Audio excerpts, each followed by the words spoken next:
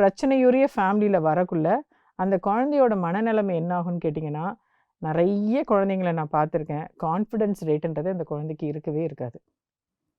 Problem solving ஸ்கில்லுன்றது இருக்கவே இருக்காது. எது நல்லது எது கெட்டது அப்படின்றதும் கிடையாது. ஒரு இடத்துல நம்ம எப்படி நடந்துக்கணுன்ற விஷயமும் அதுக்கு கிடையாது.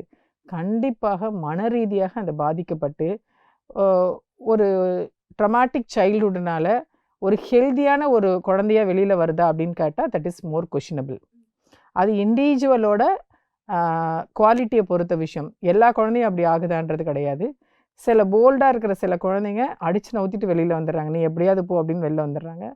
சில குழந்தைகள் மன ரீதியாக பாதிக்கப்படக்குள்ள அவங்களோட பிஹேவியர் வந்து ஒரு வித்தியாசமான கேரக்டராக மாறிடுது. வித்தியாசமான கேரக்டர்னால் இப்போ ஃப்யூச்சரில் வந்து ரொம்ப அடமெண்ட்டாக, ரொம்ப அத்தாரிட்டேட்டிவாக, ரொம்ப வந்து பனிஷ் பண்ணுற மாதிரி ஒரு கேண்டிடேட்டாவோ அந்த மாதிரியாகவும் மாறுறதுக்கு வாய்ப்பு உண்டு.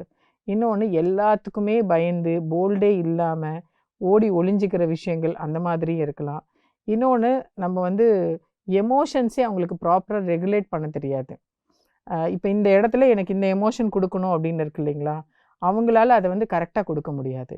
ஸோ இந்த மாதிரி நிறைய விஷயங்களில் பாதிக்கப்படக்குள்ள கண்டிப்பாக ஒரு குவாலிட்டியான குழந்தையா அது வருதா அப்படின்னு கேட்டால் கண்டிப்பாக கிடையாது.